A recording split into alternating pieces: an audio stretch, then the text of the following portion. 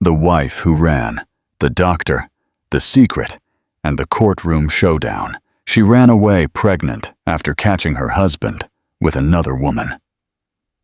5 years later, she rushes her daughter to the hospital, and the attending doctor is the love she abandoned. But there's more. Her ex-husband reappears out of nowhere and demands custody of the child. You won't believe what happens next. Is that just the beginning? There's a twist. There's emotion. There's everything you're not expecting. So, subscribe now, hit the notification bell, and join me on this story, because I swear, you won't be able to look away. The moment time. Broke the sun over New York City shone differently that morning. Amelia Davis couldn't quite explain it. Maybe it was the yellower light in the sky, or the sweet smell of fresh bread from the corner bakery that made her quicken her step, her heart anxious, and a smile dancing on her lips. The folded paper in her trembling fingers shook slightly, as if the truth printed there knew more than she was ready to admit. Positive. 2 faint lines, the color of dried blood, confirmed what her body had been whispering for days. A baby. Hers? Theirs? She climbed the apartment stairs with the haste of someone carrying news too hot to hold for long. She didn't want to wait for dinner, or write a note, or plan a silly surprise. She wanted to say it right now, in the simplest way. We're going to be 3. But barely had she turned the doorknob and stepped inside when the sound cut her like a knife. A moan, not of pain, but of pleasure, muffled by the walls that knew all the secrets of that home. Her body froze before her mind understood. Time stopped cooperating. The hallway seemed narrower and the air heavier. She didn't need to see. Her heart already knew.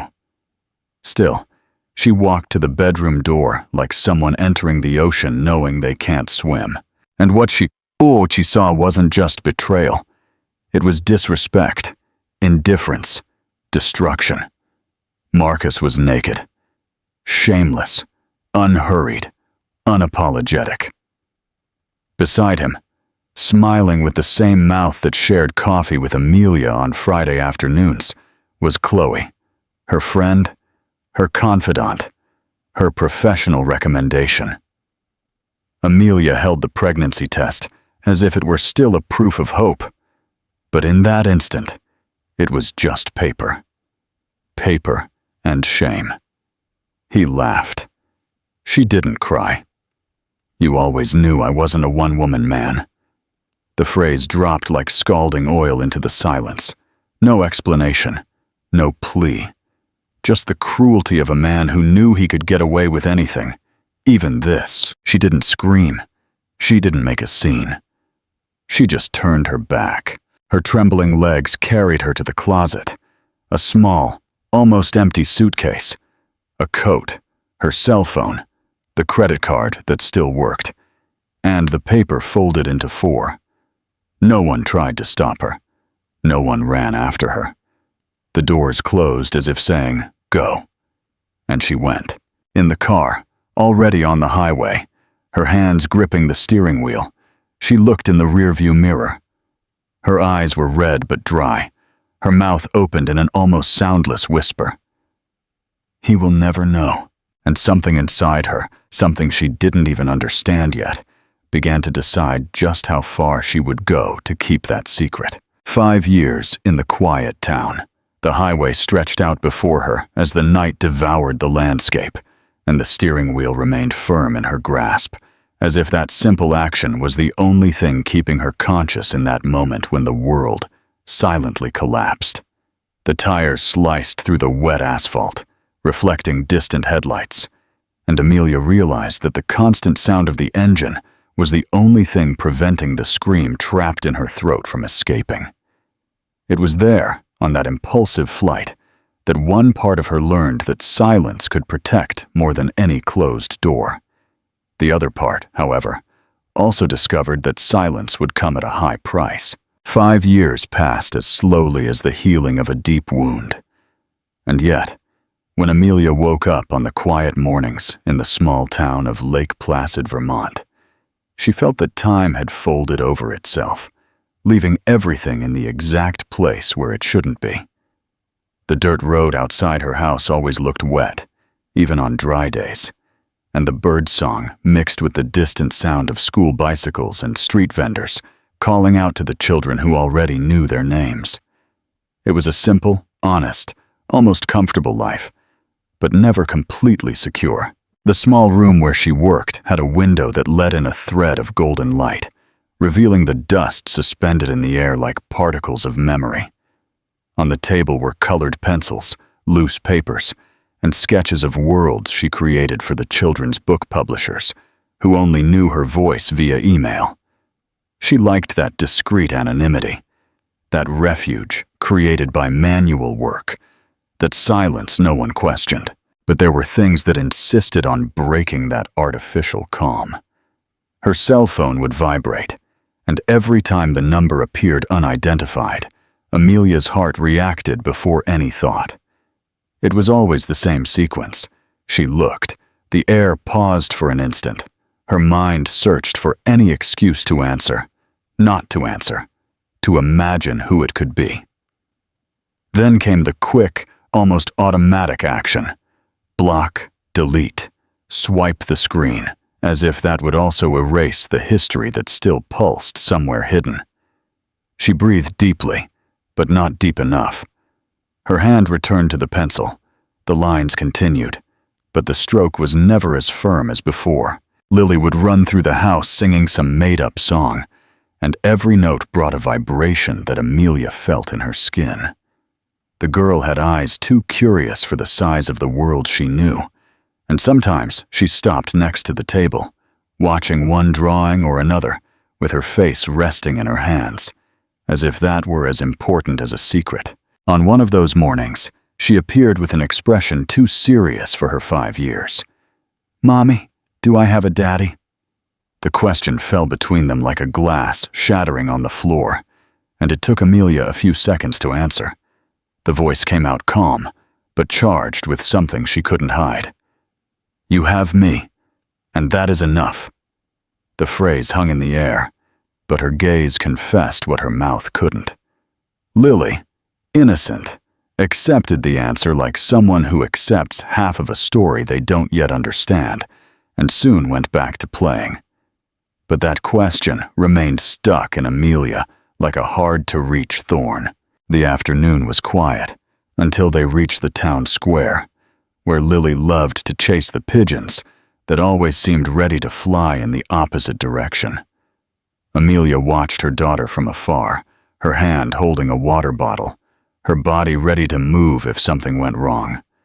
But she wasn't fast enough.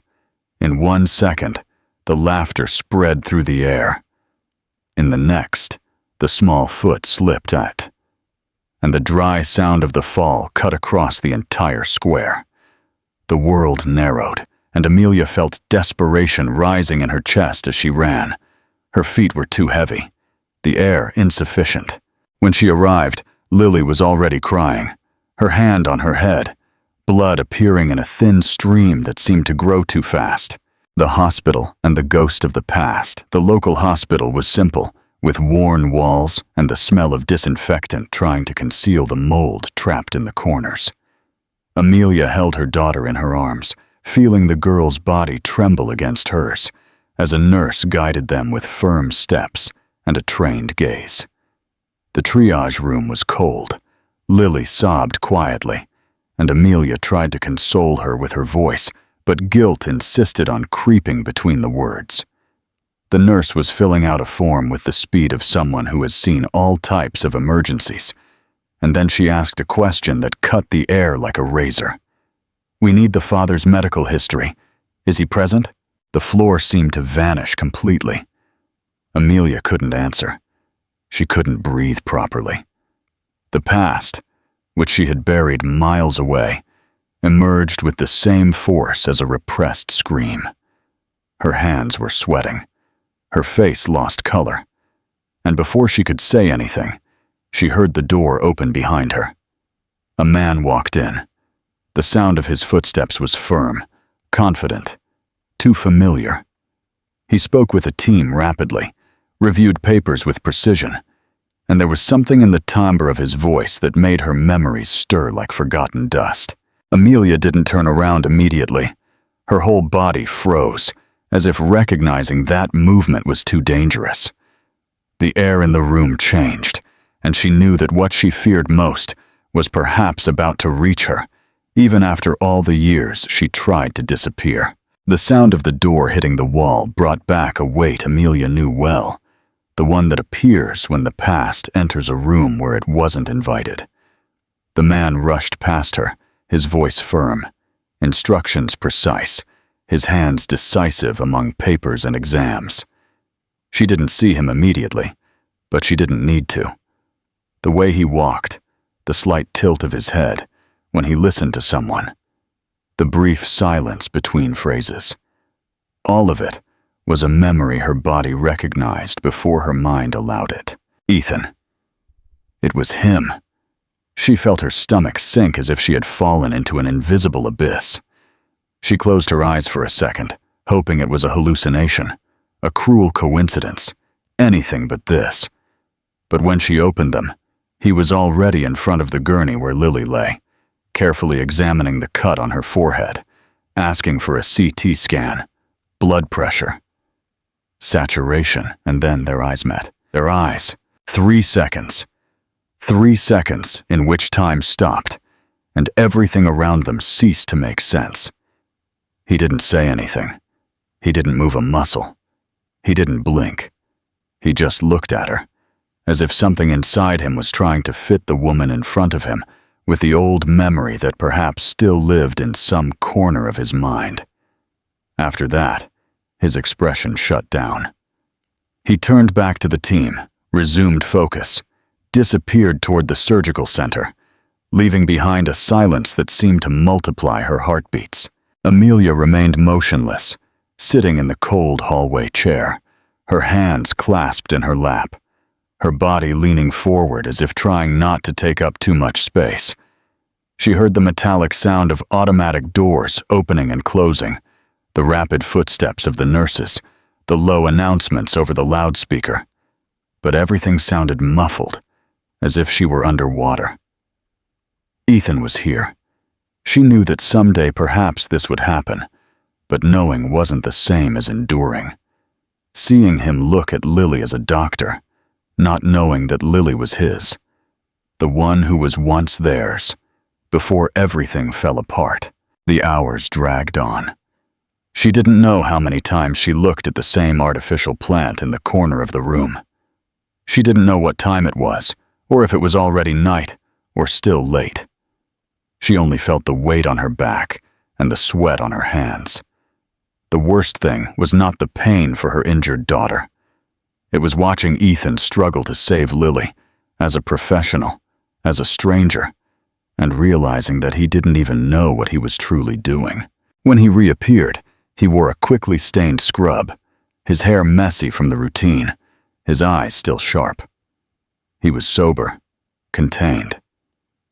But there was something in his face, something she already knew. A kind of tiredness that didn't come from working hours, but from what one carries inside. He approached slowly. He didn't smile. He didn't ask how she was. The surgery was clean. The cut was deep, but it didn't compromise any vessels. She's going to be fine. Amelia tried to say something, but couldn't. She just nodded, feeling her throat closed up inside. Ethan hesitated for an instant, as if the silence between them also hurt him in some way. Then he crossed his arms, his face harder than she remembered, and asked, "Does the father know she's here?" The question came as an accusation. Direct? Cold? Objective? Amelia took a deep breath.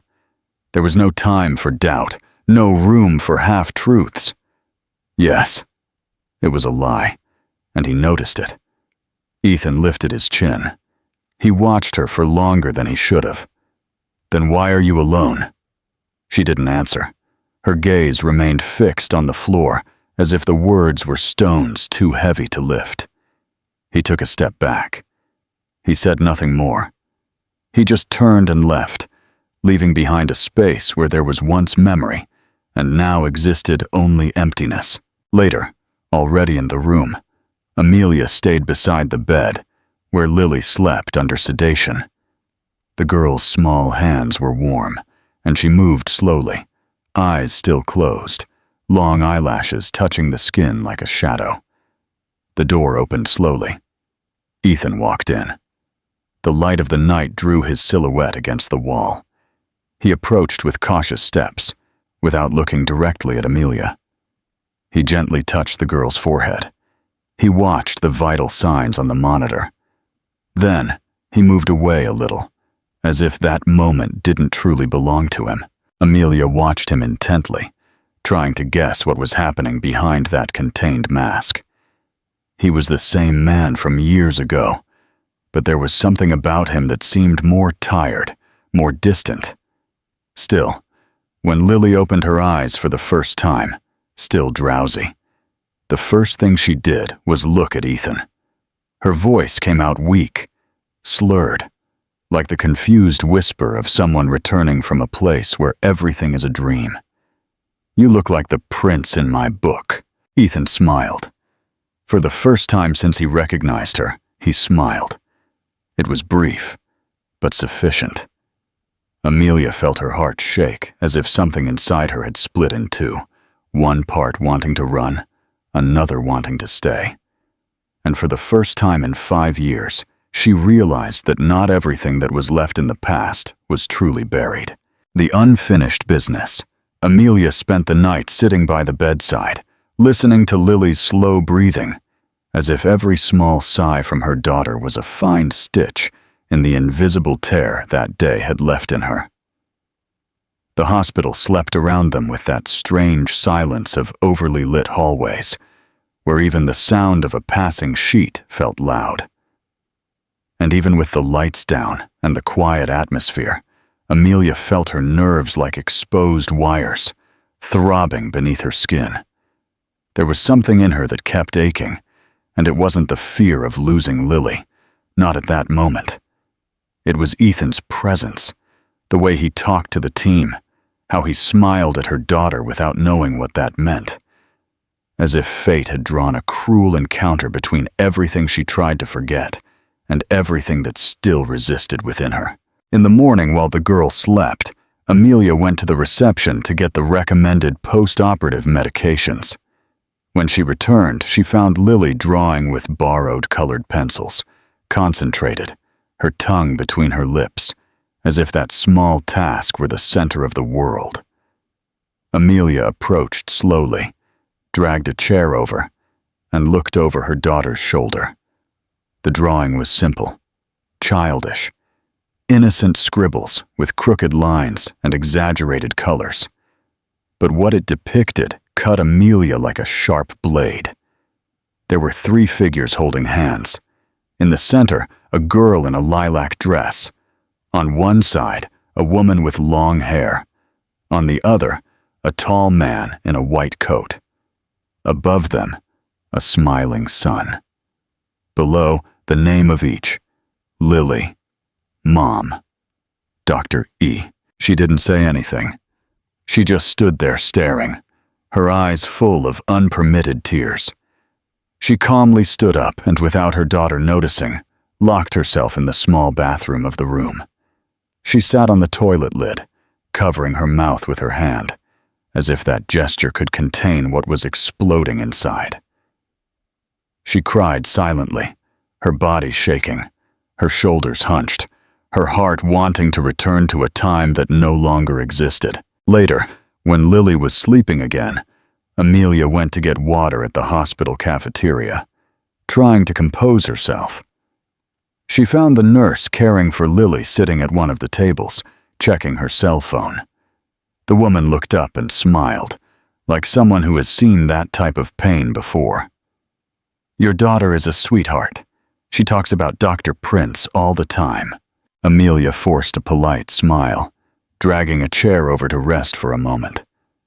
The nurse seemed willing to chat, and a part of Amelia wanted, in some way, to hear something she didn't know by heart. He's good with children, Amelia commented, not knowing exactly what she meant. The nurse nodded, then paused before adding, "Did you know he almost got married last year?" "Already. Dress, church, guests." But he called it off 2 days before. During the altar rehearsal, he said another name. It wasn't the bride's. Amelia slowly turned her face, not hiding the shock. "Really?" He never said it. But the bride knew, and that was enough.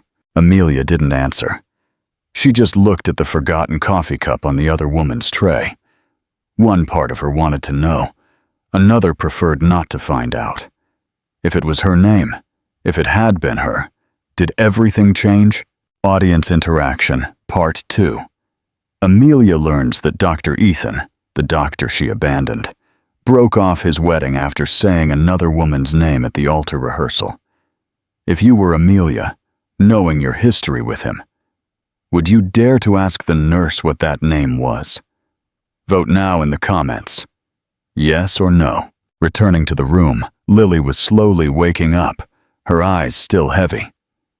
"Mommy," she said in a threat of a voice. "The doctor asked if you're happy." Amelia stopped in the middle of the room, as if she had been slapped. The question wasn't from her daughter. It came from him, from Ethan. "And what did you answer?" She tried to ask naturally. "I told him I think so, but sometimes you cry in the shower." The silence that followed didn't fit within the walls of the room. Amelia sat next to her daughter, hugging her gently, trying to hide the knot forming in her throat. How do children know those things one hides so well? Later, in the hallway, Amelia went to the administrative wing to sort out the discharge paperwork. On the way, she passed the side entrance to the surgical area and saw Ethan. He was laughing with a doctor in light blue scrubs, his voice lighter than she remembered. The woman touched his arm with familiarity, and he didn't pull away. That tightened something in her that she didn't even want to name. It wasn't nostalgia. It wasn't jealousy. It was a type of pain that appears when something is lost, that never quite was. She stood there, motionless, for seconds too long. The afternoon light shone through the high windows and reflected on the white floor, and everything seemed too calm for what she felt. She was about to turn and leave when she heard the voice she hadn't heard in 5 years. "I found you." The sound came from behind, the tone low, cruel. She turned slowly, like someone walking toward her own nightmare. Marcus was there, with the same look of superiority, the same cold smile on his lips. He wore a dark suit and held an envelope in his hands. The hospital seemed to vanish around her. And in that instant, Amelia knew that the life she had tried to build was about to crumble. The ex-husband's threat. She felt the blood retreat from her limbs, as if something inside her had turned off. For an instant there was no sound, no smell, no time. Only Marcus's face in front of her, like an echo returning from the place where she had buried him. He looked different, or perhaps just more refined in his cruelty. The impeccable suit, the well-trimmed beard, the eyes hungry for control. He held the envelope like someone carrying a sentence, and the smile, the same one, the one she had learned to fear, not because it screamed, but because it promised. Amelia didn't answer. She didn't move. She just squeezed her purse against her body, as if that could protect something more than her documents. The silence between them was too dense for banal words, and Marcus, as always, knew it. "I saw the girl," he said softly, unhurriedly, as if describing the weather. "Pretty. Your eyes. But the chin, it's just like mine." She shivered. "You took something from me, Amelia, but you still have time to give it back." Before she could react, he reached into his jacket pocket and showed her his cell phone. The screen glowed with a picture of Lily in the hospital bed, asleep, vulnerable, with strands of hair spread over the white pillow. A photo taken from a distance, without permission, without soul. You either come back to me, or I take her away. Amelia took a step back. The hallway slowly spun around her, and the walls seemed to pull away. The lights vibrated as if flickering, but it was just her breathing. Shorter and shorter, faster and faster, her chest trapped as if there was no longer room inside her body.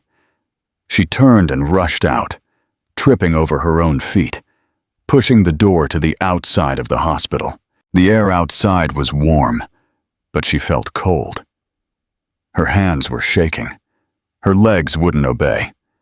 She walked in circles through the parking lot, as if searching for a place that didn't exist. She tried to breathe deeply, but the oxygen wouldn't reach. Her vision began to fade at the edges. A dull ringing began to fill her ears. The ground seemed to want to swallow everything. That's when Ethan found her. He was leaving through the back access and saw her kneeling, her elbows resting on her legs, trying to catch her breath like someone drowning on dry land. He ran to her, knelt beside her, and held her shoulders. Amelia, look at me. Breathe. Hey, look at me. She shook her head, tears mixed with sweat, her mouth open trying to gasp for air. You're panicking. Trust me. Breathe with me. 1, 2. But she pushed him away forcefully, as if his touch was more dangerous than the pain. You don't understand, she cried hoarsely. He's going to destroy everything. Ethan stood still, not knowing whether to insist or retreat. But something in that moment broke inside him. The self-control unraveled like wet paper. The pain he had been holding in, the pride, the frustration, it all exploded in a single gesture. Then let me help you, he shouted back. Stop carrying everything alone, Amelia. No one survives like that. She fell silent. Her body was still shaking, her chest heaving. But there was something in his eyes that made her stop. It wasn't rage. It was pain. Her voice came out low, like a secret. He cheated on me, with my friend, in our bed. When I told him I was pregnant, he laughed. He said I should have known he wasn't a one-woman man. Ethan didn't react. He just listened, motionless, his own heart beginning to crack inside. You ran away, he said, not raising his voice. Because if you stayed, he was going to destroy you. And maybe her too. The silence between the two was the hardest yet. Ethan looked down for an instant. When he spoke, his voice came out low, sharp. You chose once, and I allowed it. Then he stood up, unhurriedly, and walked away. His back seemed broader, as if he carried more than he should. Amelia watched him disappear behind the glass door.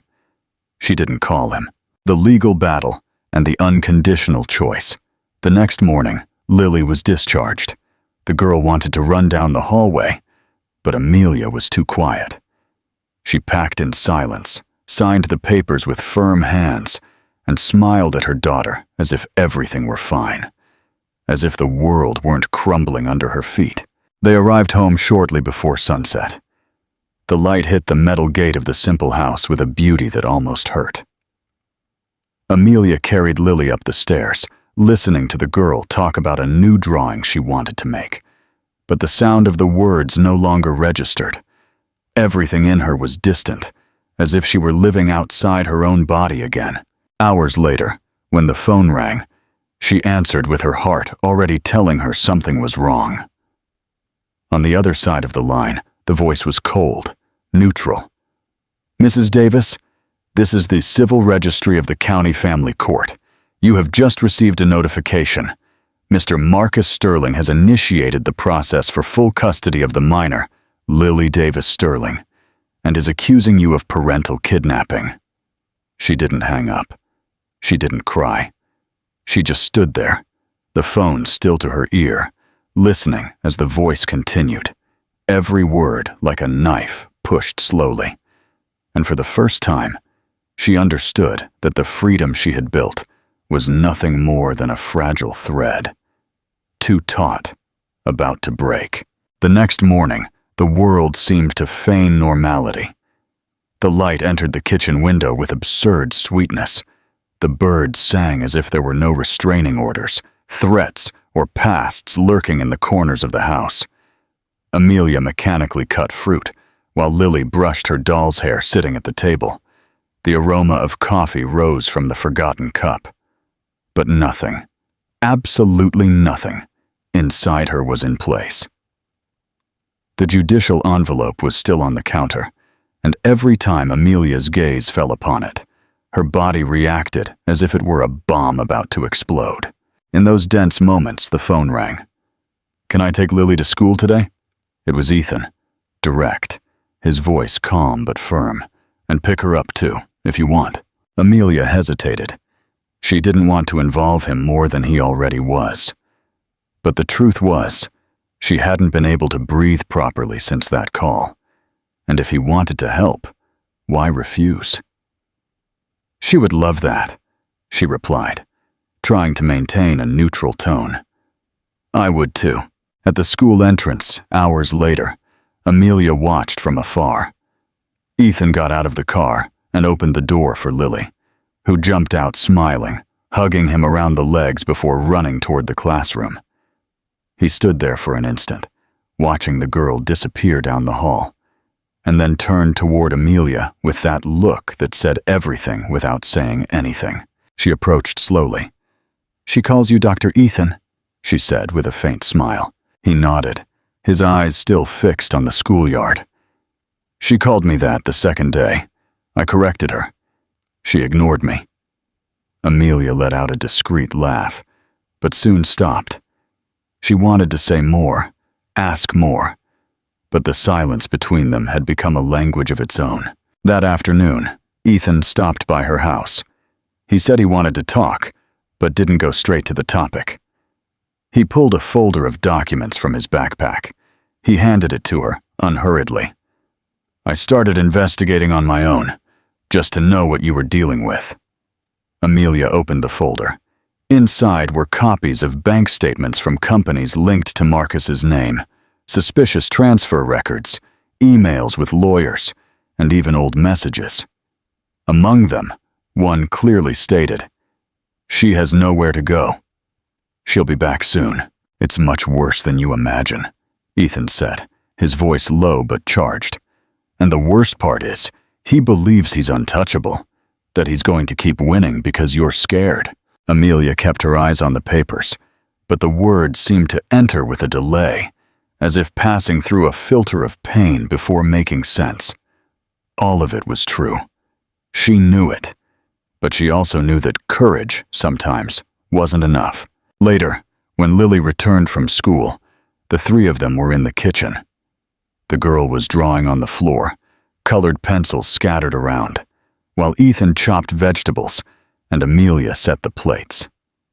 The scene was simple, almost banal, but there was a peace there that she hadn't remembered feeling in years, a peace that didn't ask for promises or fantasies, only presence.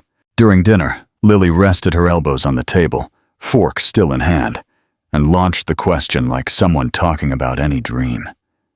"Dr. Ethan, do you want to be my daddy?" The silence arrived like a wave.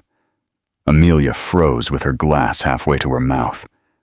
Ethan looked at the girl with a mixture of surprise and tenderness, and replied with a lightness that seemed already rehearsed. "Only if your mommy lets me." Lily, not understanding the depth of the answer, turned to Amelia. "Mommy, don't you want him to?" Amelia felt the floor disappear for an instant. She looked at Ethan, then at her daughter, and finally at her own plate, as if there were some answer there. The words came out in a thread. "I do, but I'm scared." Ethan reached out his hand, gently brushing her fingers across the table, like someone holding something too fragile to squeeze. "I am not him." Amelia held his gaze, feeling an almost uncontrollable urge to believe. The moment was delicate, intimate, and as their faces drew closer, slowly, like someone who knows the path by heart, but fears the destination. The touch of their lips was about to happen, until the cell phone vibrated. She answered. It was the lawyer.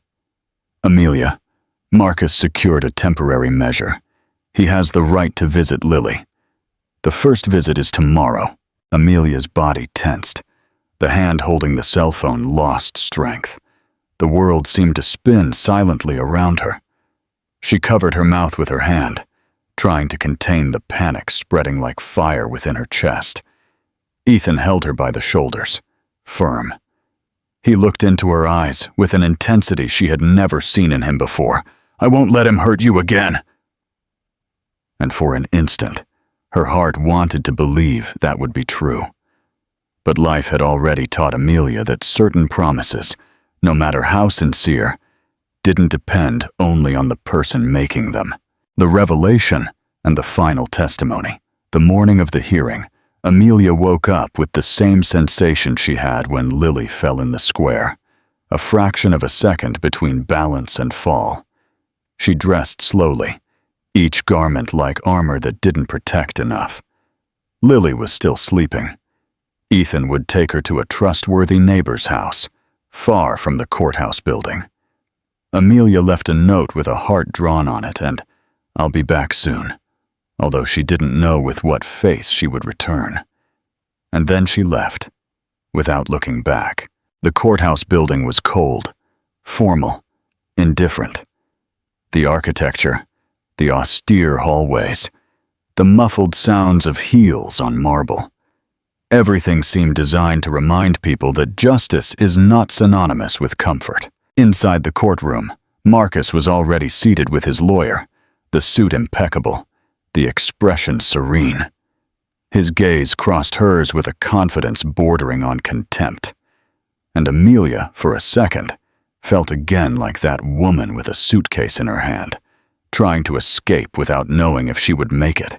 The judge entered. The hearing began. Marcus was the first to speak. His voice was firm, controlled, almost affectionate at times.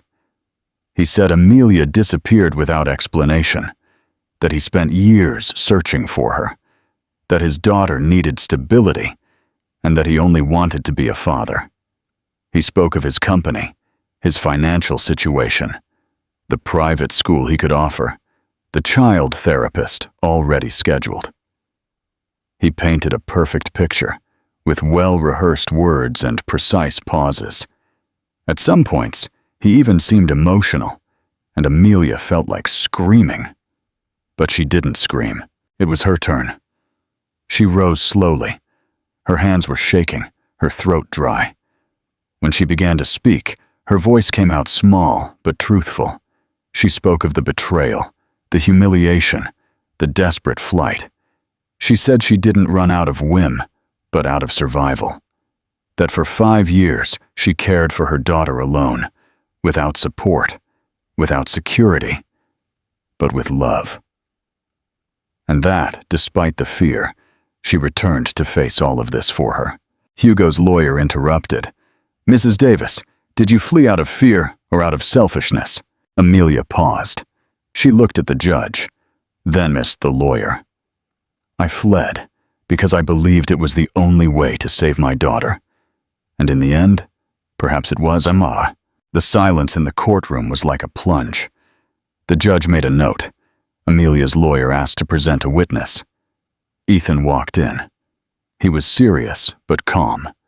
He walked to the designated spot without hesitation. When the judge asked if he swore to tell the truth, he simply nodded, as if the truth were the only thing he had left. He handed over the folder with the documents, and then he began to speak. I have known Amelia for many years. I know who she was before Marcus, and I know who she became afterward. I saw the fear in her eyes.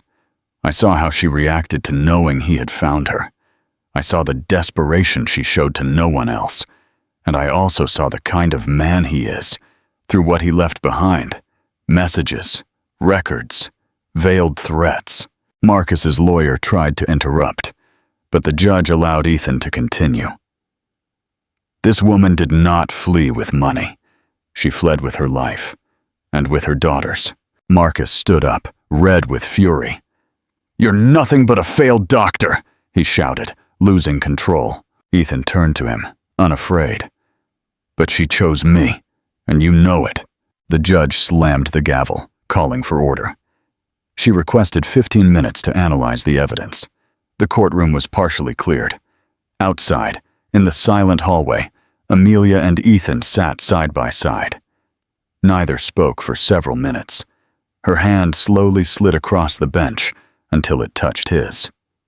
"Thank you," she said, without looking at him. He squeezed her fingers. "Don't thank me yet." She turned her face, and for the first time that day, she saw in him not a refuge, but a courage she couldn't find on her own. And yet, part of her knew that moment no longer depended only on faith. It depended on justice and luck. The verdict and the anonymous call. The return to the courtroom was in silence. Every step Amelia took on the cold marble seemed to resonate louder than it should, as if the sounds were calibrated to make her heart beat even faster. Ethan walked by her side, quiet, his posture firm, but his jaw tense. Across the aisle, Marcus maintained the same expression as before, almost smiling, as if he knew an outcome the others hadn't yet accessed. The judge sat down, leaning slightly back, adjusted her glasses, and read in a neutral voice the decision that would change the course of everyone's lives. Amelia won. Custody remained with her. Lily would stay under her protection. The case would be closed with the condition that Marcus could request supervised visits, provided he demonstrated emotional stability and absence of risk, a cold detail in the middle of a warm verdict. The lawyer expressed thanks. Ethan exhaled in relief. Amelia didn't cry, not there. She just closed her eyes for an instant, as if returning to her own body after a long time. But Marcus approached her as she gathered her documents. Leaning in a low, venomous tone, he whispered, "You will regret this." Amelia kept her head up, but said nothing. It was Ethan who intervened, cuttingly, with a firmness he had rarely used until then. "Try it. I'll be waiting." The two men's gazes crossed for seconds that weighed like minutes. Marcus, for the first time, seemed to lose a little control. Then he turned, leaving the premises with stiff shoulders and wounded ego, like a predator too hurt to attack, but too proud to retreat. Hours later, far from the courthouse, Amelia wanted to breathe for the first time in weeks. Ethan took her to the square, where, days earlier, Lily had fallen and hit her head. It was the same place, but now there was sun, children's laughter, dry leaves on the ground, and that familiar scent of cotton candy in the air. Lily ran among the games, barefoot, her hair pulled into two loose pigtails. Her voice mixed with the other children's, light, carefree, completely oblivious to the weight that had been lifted from her mother's shoulders. Amelia sat next to Ethan on the wooden bench, still warm from the sun, and both remained silent for a while. The kind of silence that only exists when everything has already been said with looks. He looked at her softly, but without hesitation. "Are you still scared?" She took a moment to answer. The question was simple, but the answer wasn't. When she finally spoke, her voice came out low but firm. "Yes, but not of you." Ethan didn't respond with words. He didn't approach immediately either. He just waited. And it was Amelia who kissed him first. It wasn't an urgent or desperate kiss. It was tranquil, a delayed encounter between two wills that had already touched many times without courage. It was the kiss that should have happened before, but perhaps only now made sense. His hands cupped her face gently, and their eyes, when they separated, said more than any gesture. In the background, a high-pitched, happy voice interrupted the moment. Now we're a family. Lily was clapping from the slide, smiling with all her crooked teeth. Amelia laughed. Ethan did too. The two looked at each other with the weight of that word, and understood that perhaps, yes, this was possible. The days that followed were less gray. Lily slept better. Amelia ate better. Ethan appeared more often, not because he insisted, but because he was invited without the need for words. They weren't rushing anything, but the gestures were there. Shared mornings, coffees between two, Lily's drawings with 3 names on the paper. The house seemed less cramped, the silence less heavy, the past a little further away. But everything good, sooner or later, is put to the test. One Monday afternoon, as the sun began to set and the wind blew cold on the porch, Amelia's phone rang. Private number. At first she hesitated, then she answered. The voice on the other side was unemotional. It was masculine, mature, unknown. He is not who you think. Ask about Mariana. And the line cut off. She tried to call back. There was no way. The number didn't exist. She stood there for a few seconds, the phone still glued to her ear, as if the heat of the call could reveal something more than that one phrase. But nothing came. Only that word. Mariana. She repeated it softly, like someone tasting a strange flavor for the first time. Then she looked toward the door, where Lily was playing with one of the toys Ethan had brought, and for an instant, everything inside her moved again. Because that name, she had never heard it before. But now, she couldn't forget it. The final trust. The name remained within her like an invisible splinter. Mariana. A simple sound. 5 soft letters. But the effect was that of a tremor, small on the outside, devastating on the inside. Amelia tried to pretend it was just paranoia, a random coincidence, someone malicious wanting to shake what she was just beginning to build. But as the hours passed, the voice from the call resonated louder, repeating the same phrase like a spell. He is not who you think he is. During dinner, Ethan talked about something banal, a problem at the hospital, a new doctor on the pediatric team. But she barely listened. He noticed. It was impossible not to notice. Did something happen? She took a moment to answer. She took a deep breath. She almost didn't say it, but the name escaped. Who is Mariana? The silence that followed was more revealing than any confession. Ethan stopped his fork halfway to his mouth. His hand loosened on the cutlery. His face didn't change, but his eyes said everything. Why do you ask that? I received an anonymous call. A man. He told me to ask about her, that you are not who I think you are. Ethan leaned back in his chair. He didn't flee, he didn't explain immediately, but his shoulders slumped, as if a memory too heavy was settling back into place. Mariana was my patient. She was 12 years old. Leukemia. Long treatment. She trusted me. I was the doctor on the children's ward, but I also became something more to her. A friend. A pillar. I promised her everything would be fine. Amelia listened intently, her breath held. One day before the transplant, she had an unexpected reaction. A collapse. Nothing worked. I did everything I could, but I lost her. She died in my hands. His voice didn't tremble, but his chest moved with difficulty. Her mother never forgave me, and neither did I. I left the city after that. I spent months unable to step into a hospital. When I tried to return to life, I met the woman I almost married. She wasn't what I wanted. She was what was left. That's why you heard the wrong name at the altar. Amelia looked at him differently. Not with suspicion, but with something deeper. A silent recognition. She knew what it was like to carry the guilt for something that couldn't be avoided.